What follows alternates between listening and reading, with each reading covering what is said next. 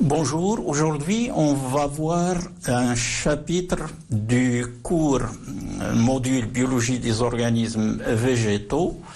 Ce cours se situe après 3 chapitres précédents, l'introduction générale, l'algologie, la mycologie, et donc ce chapitre sur la morphologie de l'appareil végétatif des végétaux vasculaires, entre parenthèses phanérogames. J'insiste sur le titre pour 2 raisons. Parce qu'on ne va pas voir l'appareil végétatif chez les cormophytes d'une manière générale, mais chez une partie des cormophytes, les vasculaires, et dans les vasculaires, on va donc nous intéresser particulièrement et d'une manière spécifique aux phanérogames. Pour bien comprendre pourquoi j'ai insisté sur cela, on rappelle la classification des végétaux cormophytes. Chez les végétaux cormophytes, si on se base sur la présence ou absence de vascularisation, on va trouver des végétaux non vasculaires représentés par un seul groupe qui sont les bryophytes, puis des végétaux vasculaires dans lesquels on va trouver les ptéridophytes, donc cryptogames comme les bryophytes, puis les 2 principaux groupes des phanérogames qui sont donc les gymnospermes et les angiospermes. Donc, dans ce cours, on va voir l'illustration seulement de l'appareil végétatif des phanérogames, c'est-à-dire des gymnospermes, mais en réalité essentiellement les angiospermes. Donc, on ne va pas parler de l'appareil végétatif chez toutes les cormophytes, mais les cormophytes phanérogames angiospermes. On peut se demander pourquoi ce choix. Bon, il y a la limite du temps consacré pour traiter la morphologie dans ce module, qui ne permet pas de détailler, et le choix se justifie par l'évolution au sein des cormophytes. Si vous vous rappelez, ces notions, on les a vues dans le premier chapitre introductif, que les phanérogames, ici j'utilise un autre terme sur la diapo, spermatophyte, phanérogame, j'utilise les 2, ils sont équivalents, donc représentent les végétaux les plus évoluer. Voyez ici le sens de l'évolution. La signification de cette évolution, nous l'avons vu d'une manière détaillée dans le premier chapitre et qui correspond donc à la colonisation du milieu terrestre et l'ensemble des adaptations qui ont été nécessaires au niveau de l'appareil végétatif pour réussir cette adaptation. Le sommet donc de l'adaptation de l'appareil végétatif, on va le trouver chez le groupe le plus évolué et aussi le synonyme le plus évolué, le plus récent. Donc, justification. Maintenant, rapidement, la définition. Bon, c'est quelque chose de très simple. J'utilise toujours ce recours à ce type de définition juste pour faire un clin d'œil sur la compréhension des sens des mots en les décomposant. Morpho, donc ça vient du grec, ça veut dire forme. Logie, on le trouve dans toutes les noms des sciences, donc c'est des discours où on peut l'assimiler à étude des formes. Donc la morphologie, c'est une science descriptive de la forme et l'aspect externe des organes chez les animaux, mais ce qui nous concerne aussi chez les plantes. La morphologie donc se distingue de l'anatomie, mais il y est associé. On verra à différents points que la morphologie ne peut pas être dissociée de l'anatomie, c'est-à-dire de la structure interne des organes. Bon, la morphologie. La morphologie, donc on va parler de la morphologie de l'appareil végétatif. L'appareil végétatif le plus évolué, donc le corpus complet, comporte 3 types d'organes dans 2 compartiments différents. Le compartiment aérien avec la tige et les feuilles, et le compartiment souterrain avec le 3e organe racine. Donc ça, on l'a vu dans le premier chapitre également, 3 organes chez les plantes. Vous voyez que à chaque organe, vous voyez une structure anatomique propre, et que dans ces différentes structures, on va retrouver les mêmes tissus. C'est un clin d'œil pour le chapitre suivant sur l'histoanatomie. Donc, si on résume, le modèle morphologique ou morpho-anatomique chez les plantes évoluées, donc les angiospermes, comporte 3 organes, 2 aériens et 1 souterrain. Si on voit d'une manière plus rapprochée l'organisation de cette morphologie chez une jeune plantule, c'est-à-dire une plante au début de la croissance, on va retrouver bien sûr les 2 compartiments, racine, souterrain, partie aérienne, dans la partie aérienne, la tige, les feuilles. Mais on peut voir d'autres choses. À l'état jeune, il y a les traces des feuilles embryonnaires, les cotylédones, qui étaient dans la graine et qui vont après disparaître.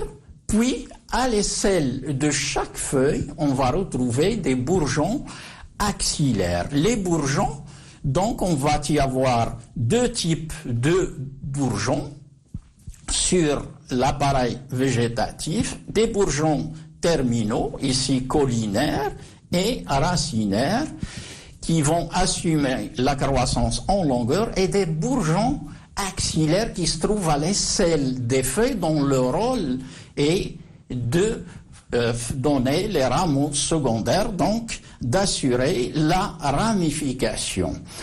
En définitive, on peut simplifier l'organisation de la partie aérienne à un système modulaire, c'est-à-dire il y a un module qui se répète. De quoi est constitué ce module? On le voit ici, c'est un morceau de tige correspondant à un entre-nœud avec donc un bourgeon axillaire et une feuille.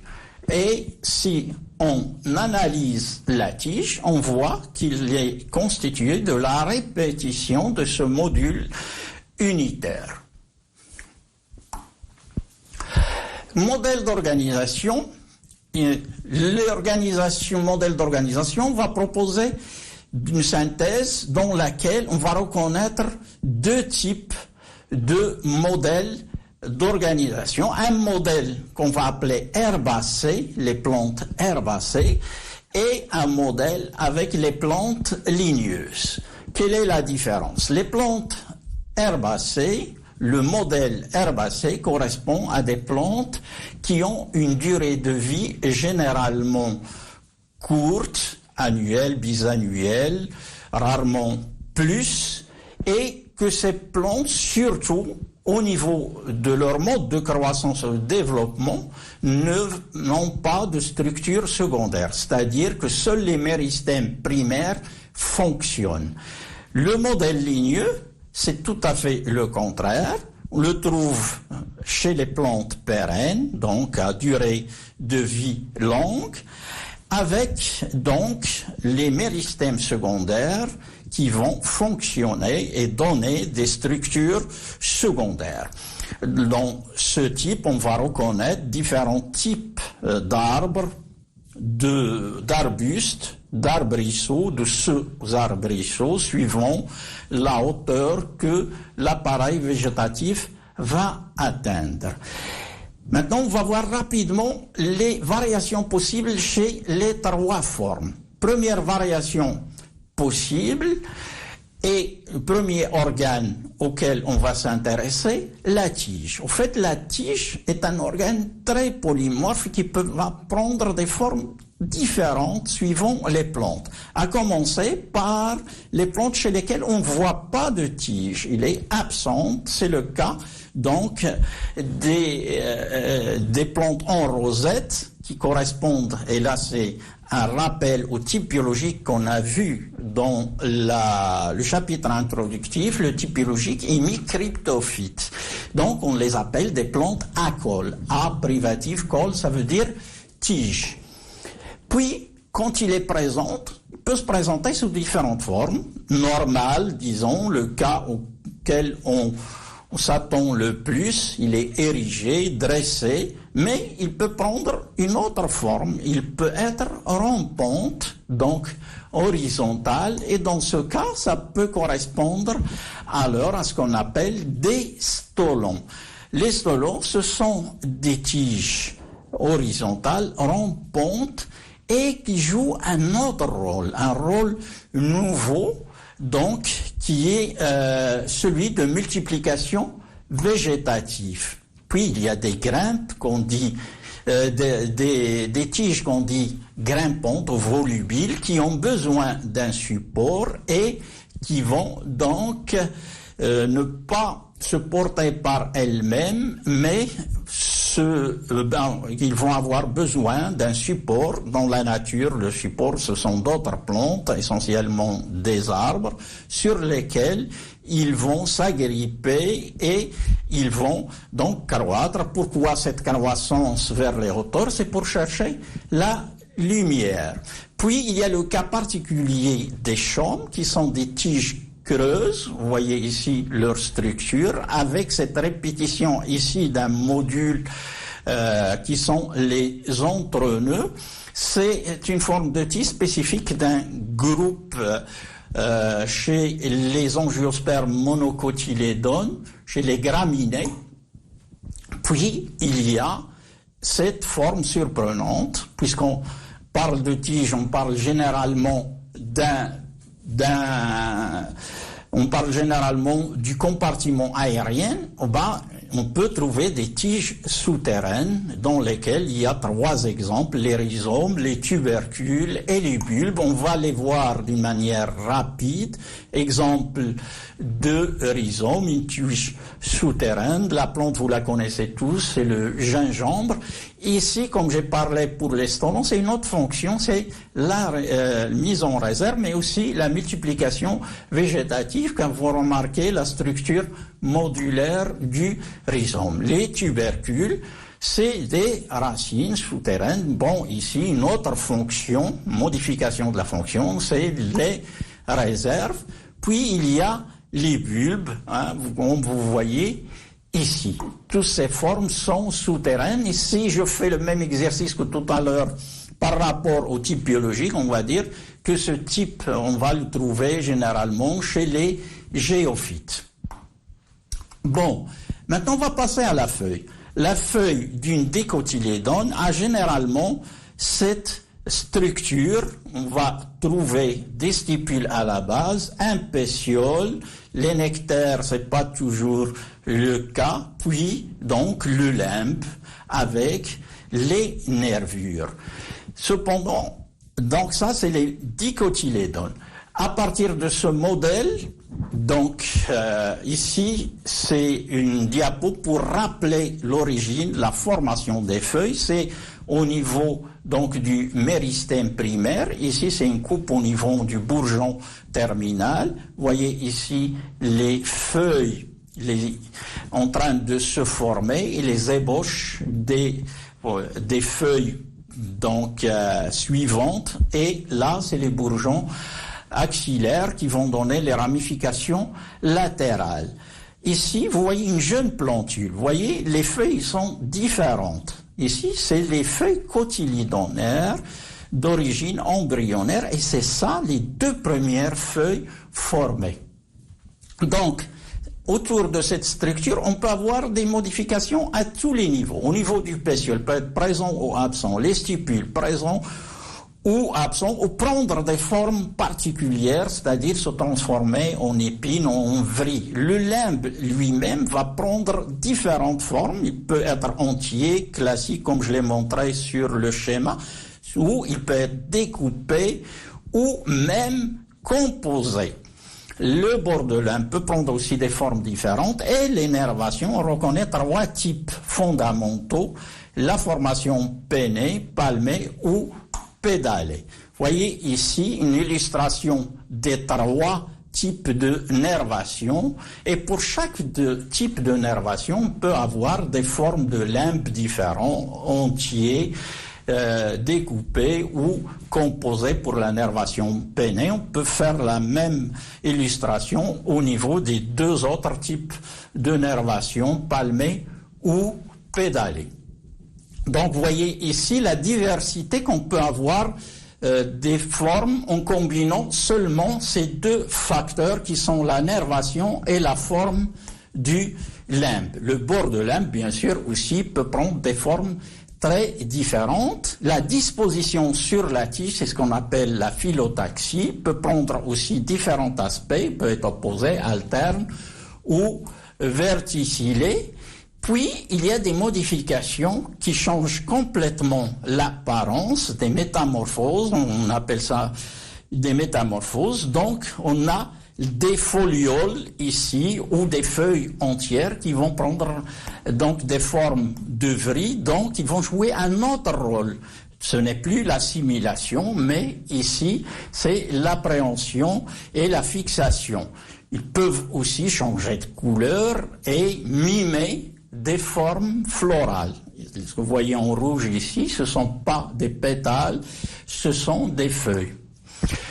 Donc, chez les monocotylédones, l'organisation est plus simple. Donc, vous voyez, 3 composantes. Ça, c'est une famille des monocotylédones. Bien sûr, chez d'autres familles, la feuille peut prendre des formes différentes.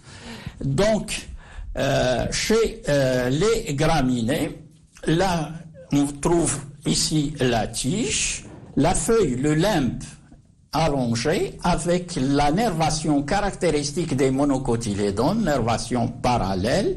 Il y a une gaine qui entoure donc la tige et entre gaine et feuille, on a cette petite structure, la ligule, qui peut prendre des formes différentes, peut être membraneuse ou en poil, etc.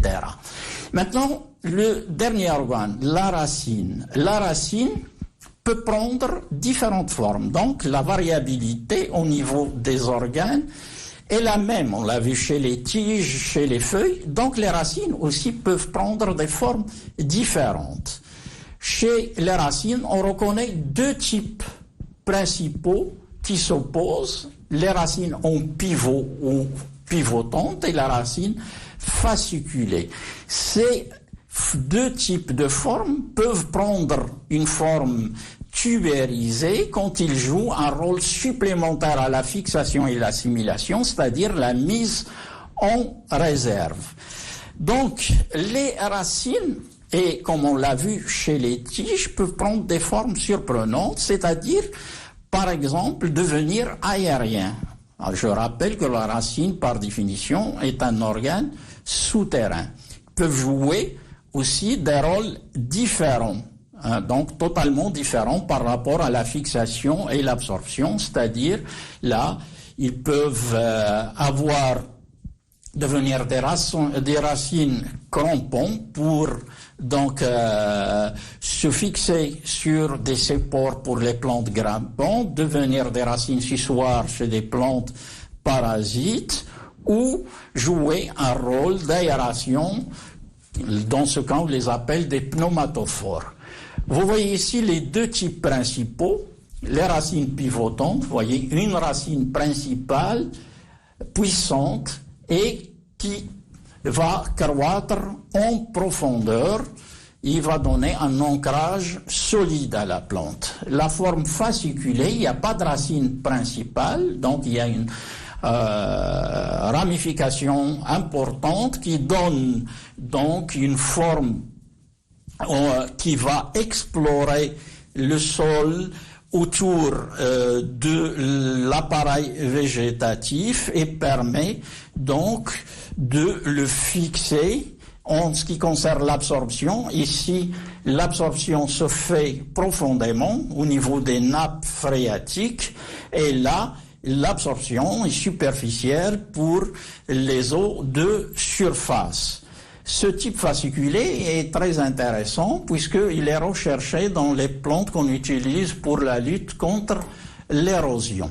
Les racines adventives, vous voyez ici un exemple simple que vous pouvez vérifier chez le maïs. Vous voyez que ce sont des racines qui ne sont pas dans le compartiment souterrain, mais qu'on voit nettement partir au niveau des nœuds de base au niveau de la tige, et vous les voyez ici d'une façon spectaculaire chez les palétuviers qui existent dans des écosystèmes particuliers qui sont les mangroves. C'est des écosystèmes qu'on trouve dans les ébauchures, dans les embouchures des grands fleuves, dans un milieu dans lequel il y a de l'eau saumâtre, donc au contact avec de l'eau marine.